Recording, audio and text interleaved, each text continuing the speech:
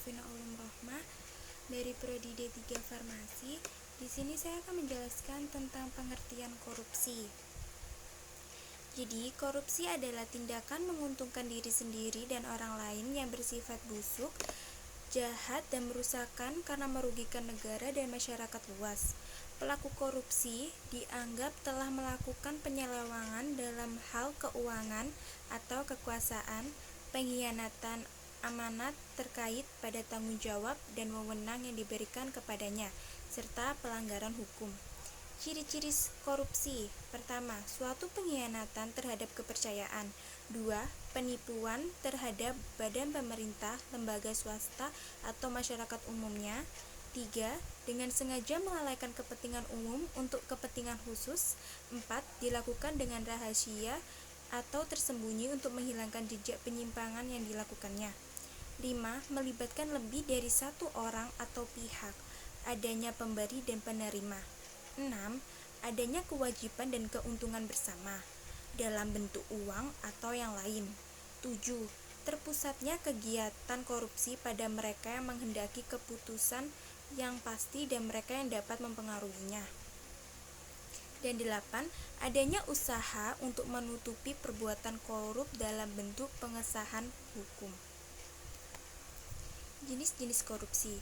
Korupsi menurut UU Nomor 31 Tahun 1999 tentang pemberantasan tindak pidana korupsi yang termasuk dalam tindak pidana korupsi adalah setiap orang yang dikategorikan melawan hukum, melakukan perbuatan memperkaya diri sendiri, menguntungkan diri sendiri atau orang lain, dan suatu korporasi menyalahgunakan wewenang maupun kesempatan atau sarana yang ada padanya karena jabatan atau kedudukan yang dapat merugikan keuangan negara atau perekonomian negara.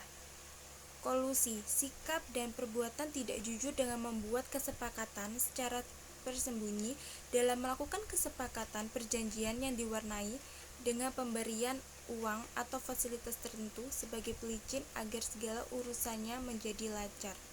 Nepotisme, setiap perbuatan penyelenggaraan negara secara melawan hukum yang menguntungkan kepentingan keluarganya atau kroninya di atas kepentingan masyarakat, negara, dan bangsa.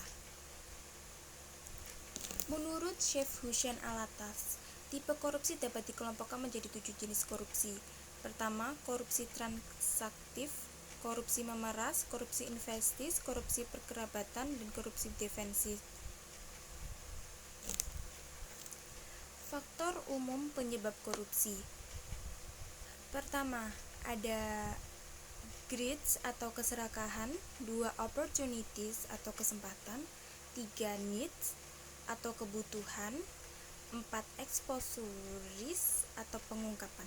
Menurut Sarwono, faktor penyebab seorang melakukan tindakan korupsi yaitu faktor dari dalam diri sendiri seperti keinginan, hasrat, kehendak, dan lain sebagainya.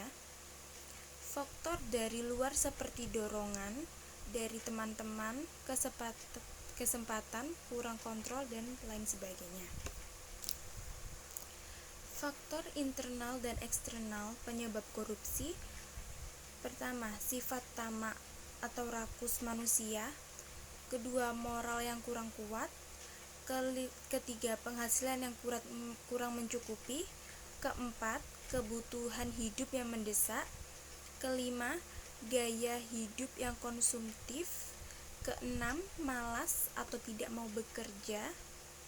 Ketujuh, ajaran agama yang kurang diterapkan. Konsep pemberantasan korupsi. Saat ini korupsi sudah sampai pada tingkatan terendah sekalipun dan akan selalu ada di suatu negara. Mengapa demikian? Hal ini tidak bisa dijawab secara sederhana. Mengapa korupsi terus berkembang? Korupsi terjadi pada semua aspek kehidupan masyarakat. Banyak strategi dan upaya dilakukan untuk memberantas korupsi. Tetapi perlu diingat bahwa strategi tersebut harus disesuaikan dengan konteks masyarakat maupun organisasi yang dituju. Dengan kata lain, harus mencari strategi yang tepat untuk pemecahannya, dan sangat penting diingat adalah karakteristik dari berbagai pihak yang terlibat serta lingkungan tempat yang mereka bekerja. Ada pula strategi pemberantasannya. Pertama, pencegahan; kedua, penegakan hukum; ketiga, harmonisasi peraturan perundang-undangan; keempat, kerjasama internasional dan penyelamatan aset hasil tindak pidana korupsi; kelima, pendidikan budaya anti korupsi; dan keenam, mekanisme pelaporan pelaksanaan pemberantasan. 3 strategi pemberantasan oleh Komisi Pemberantasan Korupsi atau yang biasa kita sering dengar KPK. 1. Strategi represif, 2. Strategi perbaikan sistem, dan ketiga, strategi edukasi dan kampanye. Terakhir, kita akan bahas upaya pencegahan korupsi. Pencegahan ditunjukkan untuk mempersempit peluang terjadinya tindak pidana korupsi pada tata pemerintahan dan masyarakat, menyangkut pelayanan publik maupun penanganan perkara yang bersih dan dari korupsi. Berikut adalah berbagai upaya pencegahan yang saat ini tengah dilaksanakan, yaitu 1. Pembentukan lembaga anti korupsi; kedua, pencegahan korupsi di sektor publik; ketiga, pencegahan sosial dan pemberdayaan masyarakat; dan keempat, pembuatan instrumen hukum; dan yang terakhir 5, monitoring dan evaluasi. Baik, sekian dari saya.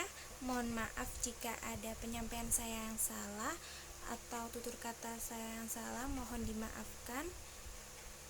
Sekian dan terima kasih. Wassalamualaikum warahmatullahi wabarakatuh.